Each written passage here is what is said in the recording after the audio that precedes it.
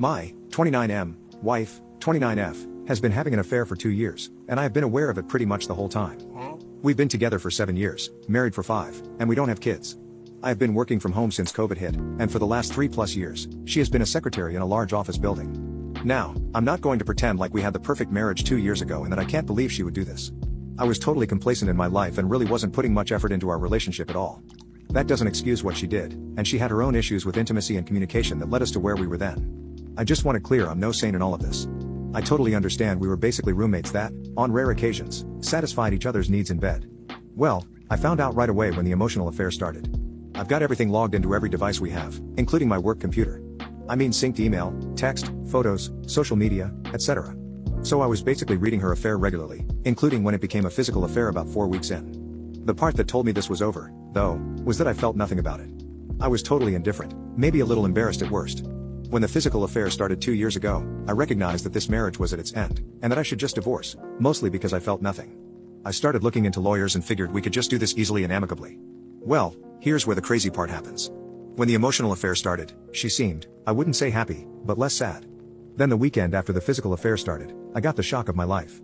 She came into my office that Saturday morning and asked me to take her on a hike and picnic. Initially, I thought this was the moment to burst her bubble and reveal what I know. But I didn't. I decided to actually get up and do this. I kind of thought she was going to reveal it herself and ask for a divorce. We had a really nice time, it was a great day, and she never brought up anything. I chalked it up as one more good memory before we end this thing. Then she asked me out again that week. Then we had intimacy. I don't know if it was shame, or guilt, or what, but she was basically taking the initiative to improve our marriage. After that first week, she began to open up more about her feelings. For some reason, I had a fire lit under me and started to make some effort in our relationship.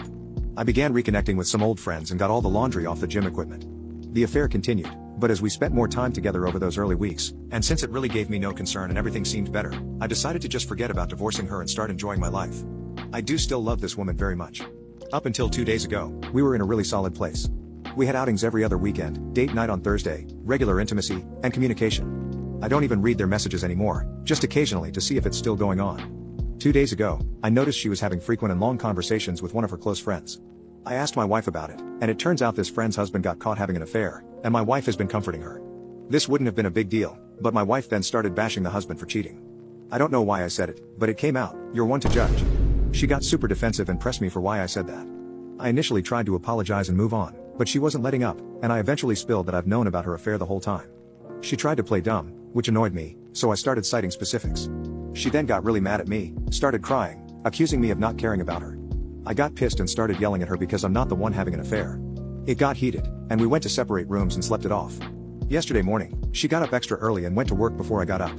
I tuned back into their messages, and she had broken up with her affair partner. He was messaging her constantly on every app, and she just kept blocking him. She came home early yesterday. I went to talk to her, and she stopped me, looked at me, and asked, how could I let this go on? I replied, because I just didn't care. She then called me a huge jerk and locked herself in our bedroom until she left for work this morning. She got home tonight, said nothing to me, and locked herself in again.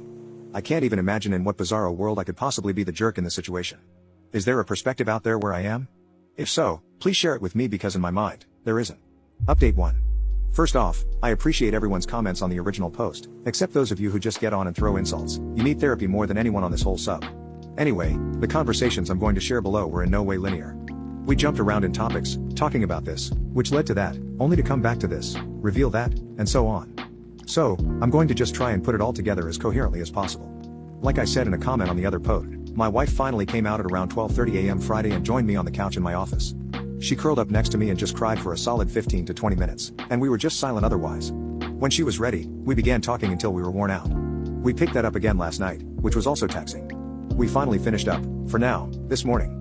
This includes long spells of crying, hysterical bonding, and a phone call to the affair partner while I listened. He was aware. The start of the affair was pretty cliche. Flirty small talk makes her feel good, escalates, becomes messaging and sharing personal details, and eventually leads to kissing. Probably don't need to explain the rest of the escalation from there. We talked a lot about what got her to that point. She remembers it seemed like nothing she did could get my attention. I agreed with this completely. I also stated, though, that I don't remember too many attempts. She acknowledged that she wasn't very forthcoming in those days, always hinting at what she wanted and not just outright saying it. There wasn't any one moment, she said, that broke the camel's back, just a collection of times.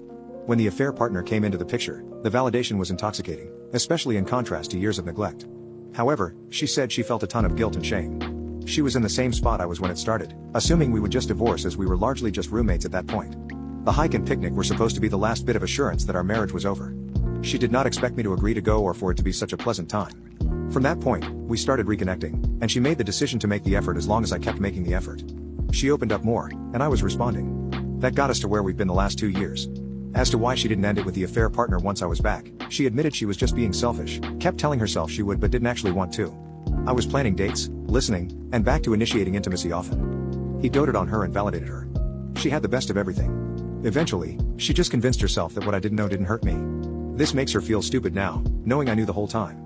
We talked about my surveillance, and she said she is having trouble getting over this and feels betrayed. I didn't give her any excuses. It came up because she did ask how I knew, and I told her she's been logged into our old desktop and work computer on her email, Insta, Facebook, etc., for years, as well as it being connected to our cloud. I owned up to how wrong this was, but we both agreed that if we are going to make the reconciliation work, we're going to have to forgive each other for a lot of things. As many said and were right about, my I don't care statement was extremely triggering and hurtful. It took her right back to where we used to be. I took advice and organized my thoughts and told her that it wasn't that I don't care. I care about her immensely and changed for the better these last 2 years because I wanted to be there for her. I then explained I should have said it doesn't bother me. She's still trying to wrap her head around this. I'm trying to explain how I just basically don't feel jealousy or insecurity, which is hard to put into words. It also causes a mix of emotions on her end.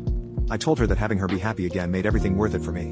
Also, the affair got me on my feet for the first time in years, so in a way, I've kind of told myself it was a blessing these past years. Finally, to address the breakup with the affair partner, she said once it was out, she went into a doom spiral, thinking everything in her life was a sham. She felt guilty over everything. She cut him loose, and locked me out. She was basically beating herself up for being awful to both of us. Listening to her call with him was hard even for me.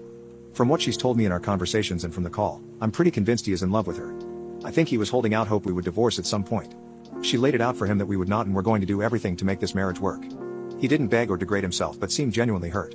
When the call ended, she reblocked him and stated she has to go no contact so he can heal and actually go find someone, and we can fix our issues. We are working out our plans to fix our marriage. Not totally sure where to go from here.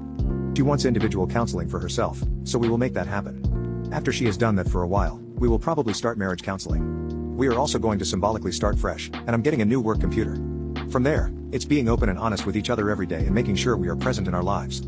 I love this woman very much and want to make this work.